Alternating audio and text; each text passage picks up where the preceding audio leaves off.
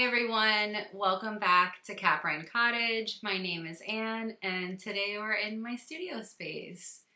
Hi everybody, so this is not the video I had planned for this week. This is not a video I had hoped or planned ever to make. I know it's kind of a clickbait title and thumbnail, but it really is not great. So I guess I will start this off by saying my sweater is not ruined. I did repair it. I think it's okay, but I'm gonna walk you through it. I'll also say that maybe as I'm going through this, some of you have done something similar to this and know some tips or tricks or feel like you could have done a better job, and feel free to share that with me if you have advice, but just know that it's done, it's over, and I'm not gonna take it back out. So don't think that I'm gonna change it based on that information, because what I've done is done and I'm not going to do it again. I guess I will just tell the story and then tell you guys what I did to kind of fix what happened. So I feel like this is also a like a tale of why goats don't necessarily belong in the house. To all of you that are always like, oh my gosh, she's so cute, I wish I had one, here's your warning tale of why maybe not. And so I guess I'll start this off by prefacing, for those of you who may be seeing one of my videos for the first time, I have a little goat. She's not a baby anymore, but she is quite small. Her name is Fenie, which is short for Phoenix, and she does live in the house with us, but she is a special needs goat, and she's a burn victim, a burn survivor, and so that's why she lives in the house. But I don't really recommend anyone keeping a goat in the house, especially not one goat by itself. She has very extenuating circumstances, and I spend a huge amount of my life and my time taking care of her and being her herd. And even so, I'm like very concerned about her mental well-being, and I don't know how, you know, it's only been a couple years. We don't know how that will pan out. This is all she's really ever known. And it's, you know, it is medically necessary. Like, we're a little, her skin is very delicate, and so we're afraid of her being exposed to the elements, being exposed to other animals. Yeah, so that's just kind of a little background. I do hope one day to make a video of her whole story, but I haven't done that yet. There is a highlight on my Instagram that has a little bit more about when she was a baby and what happened and everything. So that's just like, get all that kind of stuff out of the way. But the other day, it's been, I think, about a week and a half since this incident occurred. And we were hanging out in the kitchen, me and Fenie, which is our normal. We do that pretty much every single day. That's her domain. Inside is the kitchen. She has her own room. That's a little room off the kitchen, but then the kitchen is her space. It's, you know, mostly goat proofed. Like, that's just her hangout place. It has hard floors. And I usually hang out there with her. That's where I edit. That's where my computer is. I cook. I do all my chores and cleaning and read books, whatever. That's like our main hangout. Obviously we go outside lots too, but that's like our inside space where she can be free and do whatever she chooses. She doesn't have free reign of the house. That's like, you know, another way in which goats don't make the best indoor pets. I mean, maybe over time they can become this way, but for the most part, they're not like a cat or a dog where you can leave them unsupervised. As you will come to see. So we were just hanging out, and she sometimes, like, she's very much litter trained. She has a litter box, but occasionally she still does poop on the floor, which is not as gross as it sounds. Goat poops are not like dog or cat poops, and I just like sweep them up and then wipe the floor. It's not a big deal. But usually it happens if I forget to take her out to go to the bathroom. Like, they, you know, it's just part of having a goat in the house. Maybe you think that's gross, but I don't know. It's just part of my life. I never expected this to be my life, but it is. So she pooped, and I had been knitting, working on my Burra, which If you're new here, I'm knitting the Burra cardigan by Yuco Sakamoto from her book, My Feral Journey. And I'm doing this as part of the Bucket List Cal, which is hosted by M to the Third and Sibling Energy Podcast. That's the name of their podcast, right? But anyway, I was knitting on Burra and she went to the bathroom, so I took her out and I went to go clean up what she had left in the kitchen. And I had left my project on the kitchen table. And I swear it was under a minute. I think it might have been under 30 seconds. I was just like sweeping up the little beans and I felt her next to me, but that's not abnormal. She's always like attached at the hip. But I looked over and my sweater project was in her mouth. And at first I thought that it would be okay. Like I was like, she hasn't had it for that long. Like she can't possibly have done any damage. But then immediately I realized that was untrue. And I just like broke down crying. And, you know, I was so distraught because this project has been already kind of challenging for me. I mean, I'm working on it as part of this cal because it's something that feels really, really like out of my comfort zone or out of my skill level, but it's also something I really want, and it's something I want to do and I want to own and want to know that I'm capable of doing. So yeah, I looked at it and I realized, and I'm going to show you in a little bit, but I realized that a bunch of the yarn was broken. Goats have very sharp like molars in the back. So goats and most, if not all, like ruminants, so cows, sheep, I think giraffes have only incisors on the bottom, and then on top they have like a skin covered like hard kind of plate, and so that allows them to pinch plants off, but they don't have top teeth like a horse. And then in the back they have like two, you know, upper and lower molars that are incredibly sharp, and you know, they chew all day. That's what they do. They're ruminating, they're eating grass, they're eating plants, and their teeth are very, very sharp. Like if you like go in there to do anything, like you can easily get cut on their teeth. Like they're incredibly sharp. I mean, they can eat sticks. So I'm not surprised that her teeth cut it. I just can't believe the speed at which it happened.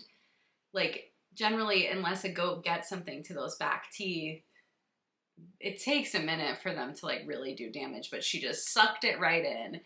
And people always ask, oh, do goats really eat a tin can? Will they eat anything? And generally, no. I have found that goats are actually quite picky eaters. They are not generally interested in things that aren't food. But some things that I do have found that they're interested in, and especially Fenie, is textiles in general. So like almost all of my skirts have like nibble holes along the hem, or occasionally she'll get the cuff of a sleeve if I bend down. And also, and the big goats also will nibble on your clothes, but they don't want to eat it. They don't want to ingest it. They're just kind of exploring it like the way a toddler would. It's how they engage with the world. But she also, Fenie especially, I have found is very drawn to and interested in any like protein fibers. So, you know, wool, like mohair, anything like that. And I think that, I have no proof of this, but I think that it comes, you know, she can tell that it like still smells like an animal. It came from an animal. So maybe she thinks it's another animal, and she's very interested in it. So normally I'm much more careful and aware and don't let her near any yarn or anything. It would be very dangerous if she ate any of it, like actually ingested it. And obviously I don't want her to damage my projects. But yeah, so that's the like long drawn out version of what happened. So she did like, I noticed that it was just too, and I'll show you, I saved the piece, but it's just too damaged.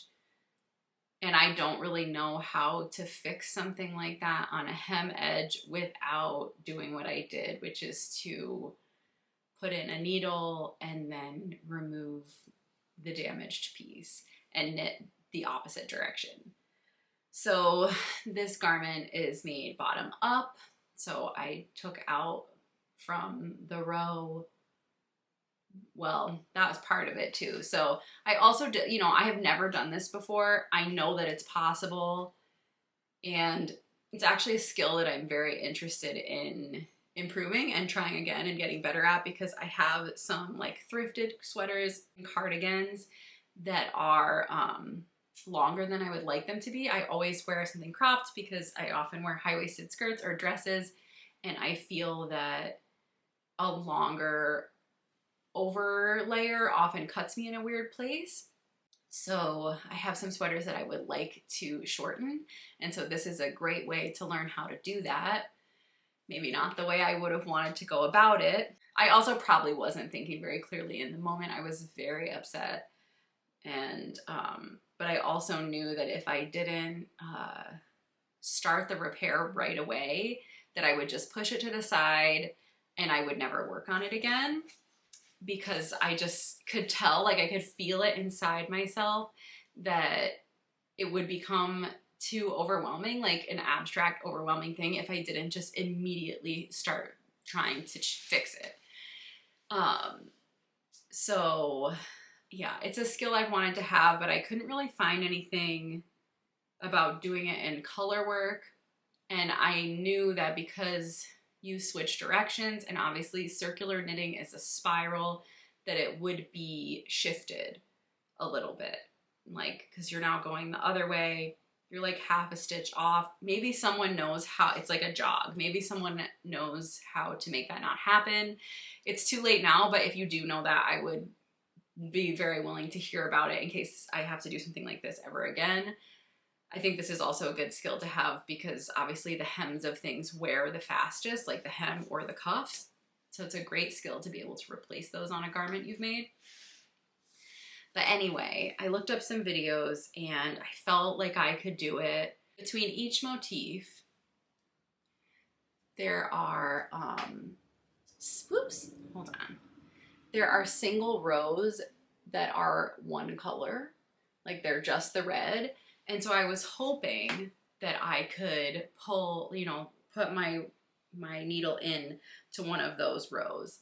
But then I discovered that the damage actually went farther because there is one, it's so hard to hold this up, but there is one color row right above the ribbing, right here. And I was hoping I could just pull it out there, but then I discovered that the damage went farther. And so I could have ripped back or cut it out. I actually just cut it off, but to here, to this row, right above this motif, but I didn't have it in me. This is a very slow project and I already am on kind of a tight deadline with it. And I knew that that would just take too much time. So I decided, even though I hate it so much, that I was willing to live with the fact that this is now imperfect, this motif. And so I'll show you, there's that. And you can kind of see how it's a little askew.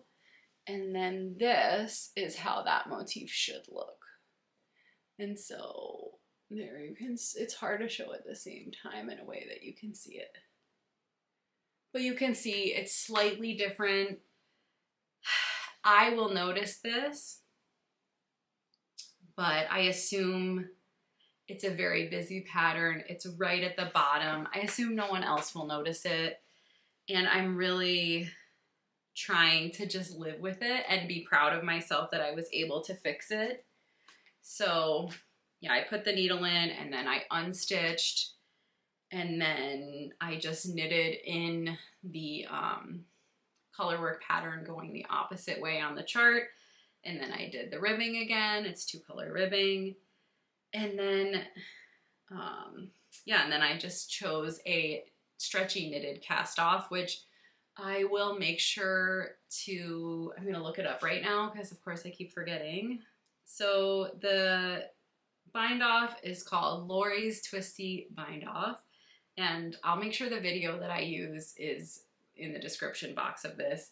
I have used this bind off so many times. It is a stretchy knit bind off. I'm not a fan of sewn bind offs. I just find that it's a huge amount of work, and maybe I'm just not good at it and I need to practice more, but I never feel like the payoff is worth it. Like, I just don't execute it well, and then I'm just like, why did I spend all this time on it? But what I was gonna say is, so here's the piece I had to take off. It's not that much, but it did take me, you know, a week to fix it. I mean, not working consistently, obviously. And you can see, I'm going to show you some of the spots that are damaged. So there's some broken threads. You can see all along, maybe it's hard for you to see, but all along this edge is chewed. I don't know how she did it so quickly. I also, at the time, was obviously upset, so I didn't film anything, but I did take some pictures of kind of me repairing it. So hopefully there's only a few. I will intersperse those while I was, you know, in editing.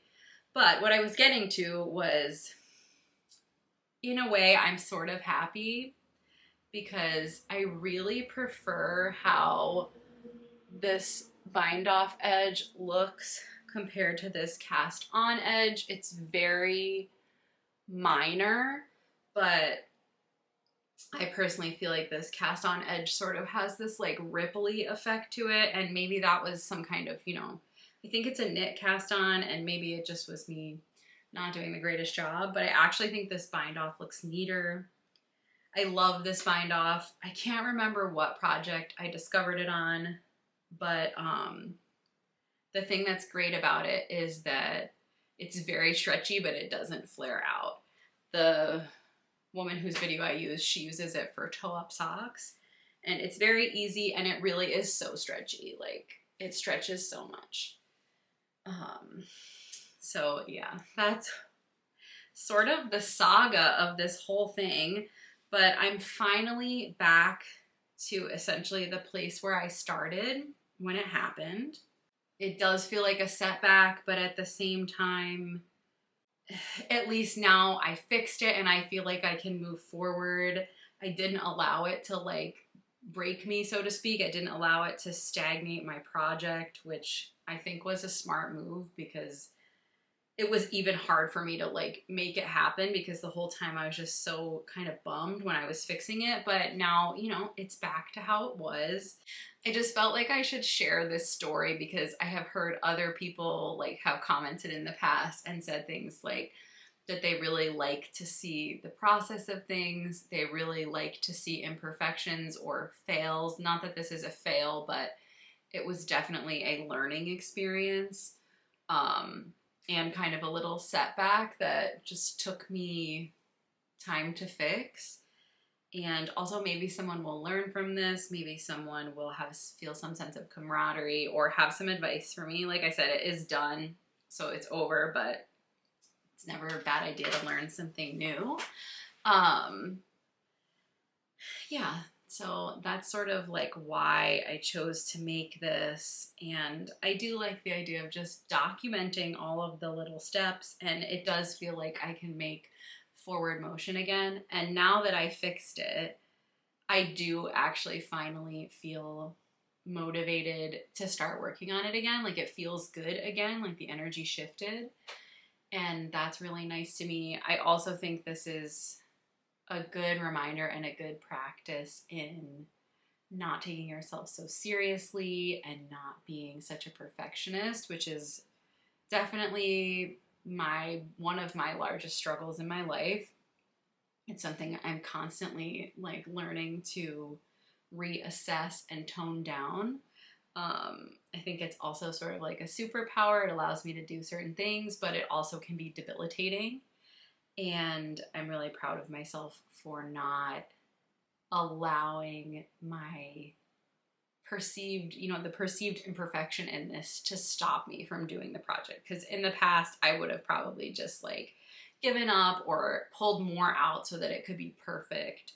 But I do think like as time goes on, I'm trying to appreciate the imperfections in made by hand, handmade items, and how that connects to humanity, and also how it's, you know, that's what makes these things special, is we make them with our own hands, and maybe there are mistakes, and it always makes me think of, I'm not sure where it comes from, but how in some cultures they would purposefully make a mistake so as to not offend the gods in their work, and things like that I think are important to remember, and that we do this for fun and it is beautiful, but maybe there is beauty in the imperfections too. So I will live with the little unevenness here at the bottom. I don't even know if you can really tell, but it's just like, I think it's like half a stitch off because of the like spiral nature of circular knitting. But yeah, so that was that was unexpected and just a whole thing. And I'm sorry that the title is clickbaity and the thumbnail, you won't normally see that from me, but I just couldn't resist because it's kind of fun and funny and making light out of a situation that honestly was really devastating in the moment. And don't worry, Fenie is okay. She hasn't been demoted from house goat. She's still so happy and has a good life, and she's literally my best friend pretty much in the whole world. We spend all day every day together, and I'm pretty sure there's nothing she could do to make me stop loving her. She could eat all my knitting, do whatever. We've been through a lot together, like a lot, and we have just a bond that is different than, you know, with other animals. So don't feel bad for her. She's fine. She honestly, I don't even really know if she knew that she did something bad or wrong. She definitely was, you know, there's no maliciousness whatsoever. Like, she just is curious, and sometimes I find that she's also very curious about things that I'm touching a lot. Like, she can tell, like, she knows when I'm eating, of course, and she's like wants some of whatever I have. But also, one thing I've noticed she often does is if I use the drum carder by her, if I stop like cranking the crank, she'll come over and try to push the crank with her head. And I think there is some level of her just like, maybe that's how like baby goats and mom goats like learn, like how the moms teach the babies watch what the mom does, they do it. And she definitely thinks of Caleb and I as goats, as her family. So she's very curious about whatever I'm doing. Like, she wants to be doing what I'm doing. So maybe that was part of it. She's like, you keep touching this thing. What is this thing? But yeah, it could have been worse. At least it wasn't in the center. It was just on the edge. Yeah. So thank you for staying and watching this part. I think I'm gonna just do a little bit. I have another topic to talk about. Just I thought I would throw it in here because this is kind of a short story. I mean, it all got resolved. It wasn't too bad. But I've also been working on swatching for my Puri Shop cardigan, which is the other project I would like to complete for Rhinebeck. I'm so afraid that I will just have 2 half-done sweaters instead of like 1 completely done sweater. But anyway, I swatched for the Puri Shop, and this is my like body 1 color swatch. And I love it. It's beautiful. I love this color. I think it's called cream. I'll put it here. And also it's in the last video. But so my gauge is spot on. I love the fabric. So this pattern, this sample is in Let Lopi, but I'm doing it with 2 strands of Plotalopi because I just love the like fluffy airiness of Plotalopi. I like working with it. So the like solid part is great. The gauge was right on and everything, but I did some color work. Like, I did a color work swatch and I hate it. So I'll show it to you now. I think it goes this direction, but it looks like frog eyes to me. Like, I guess more this direction, but it looks like a frog. Obviously this would be a repeating motif, but I just don't like the colors. I am using mostly leftover colors from my Crowberry Sweater, which I made last year, and I just think it's too similar, and I don't need another sweater that's in such a similar color palette. So I did what we all do when we don't have the right stuff, and I ordered more yarn. So my order from the Woolly Thistle is coming, I think on Saturday, the shipping says. And I think I'm going to remove pretty much all of the green. So both the frost grass and the clover. I still really like the amber. And I was looking at some other people's more projects on Ravelry. And I just think I want to lean more into an autumnal kind of palette that doesn't have as much green. And so I ordered another plate of the main color because I'm just so afraid I don't have enough. And then I ordered a plate each of like a medium brown and a lighter brown. One of them I think is oatmeal is the color, and one is another brown. So I think I'm going to do this like frost grass portion in like a darker brown, and then the pale green I think I'm gonna do in the main color, or I also have some true white, and you can see there really is a difference between the cream and the true bleached white. Yeah, so I think that could be a nice contrast. Some of the black will probably stay, but yeah, so I'm still experimenting with that, and it's coming along. I'm excited for the yarn to arrive. I was trying really hard to make this mostly a stash project besides the main color, but then I just decided that we put so much time and effort into these projects that it's silly to not have it be 100% what you want just because you didn't want to spend a little bit more money. So I also pulled out, I have some just random Lopi yarn. I have this is Reynolds Light Lopi. It's vintage, or vintage to me, I don't know when it's from. But I was trying to see if like I could make this work, and then I was like, you know what, just buy some yarn. You'll be happy that you did. Yeah, and so, you know, I love Icelandic wool. I highly recommend it if you've never worked with it. It smells so good. I don't know if it's like the spinning oil they use or if it is just sheep smell, because like my samples that have been washed don't have that smell anymore. But the plates, like, they smell so good. Yeah. So now I'm like concerned I don't have enough amber. Let's not even think about that.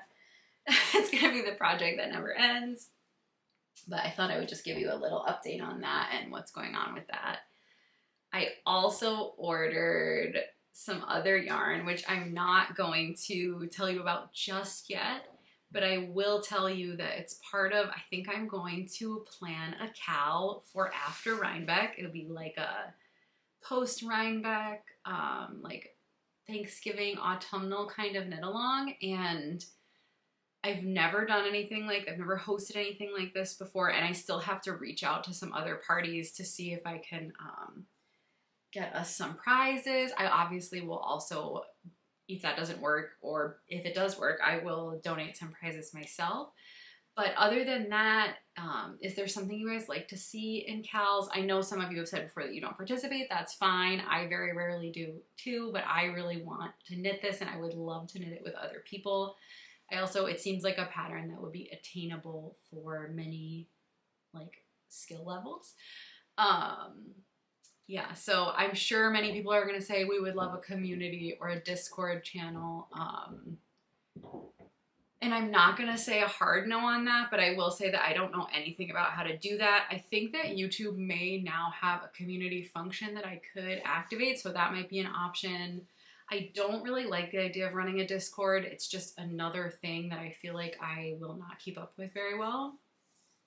But we'll see. So if there's anything else that you have really loved in knit-alongs in the past, or things you don't like, feel free to leave them in the comments and let me know. Yeah, things like that. Obviously there'll be prizes. I was thinking we could have maybe like a Zoom call or a live, maybe a couple lives. I don't know how long it will be. It's still very much in early stages, but I got one of you kind of made me have the idea. So I would like to do that. What else? Oh, I guess shameless self-plug. If you are looking for some Icelandic yarn like Plojalopi, Latlopi, feel free to use my affiliate link to the Woolly Thistle. It will be linked down below. And if you click on that link and then shop through it, I will earn a small commission at no extra cost to you. So that really helps me out if you are looking for Icelandic wool. The Woolly Thistle has great prices, and yeah, they often have all the colors, which is, I think, like, that's a big selling point for me. Like, my local yarn store doesn't always have all the colors, which understandable, but it's just really nice to be able to get all the colors that you need in one place. So that was kind of my saga. I hope you liked hearing about it. I hope I explained it well enough. It's still so new to me that I don't even necessarily know what I did. I feel like I went into like a panic and sort of like adrenaline, and I just fixed it, and I'm really happy with how it came out, even if it is imperfect. And yeah, so thank you so much if you're still here, for watching till the end. I really, really appreciate it. If you did enjoy watching this, if you could give it a like, a thumbs up, that really, really helps me out.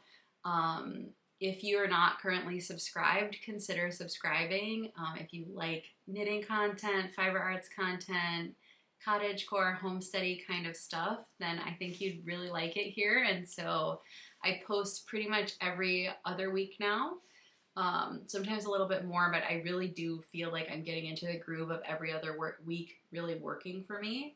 If you're looking for me in other places, I am on Instagram, I am on Ravelry, I am on Goodreads, and it will all, again, be linked in the description. So feel free to follow me in those places. I love to connect outside of YouTube as well.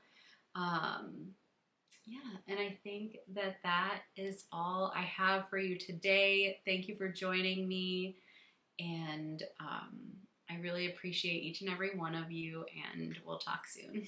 Bye-bye. Are you a good girl? Who's a good girl?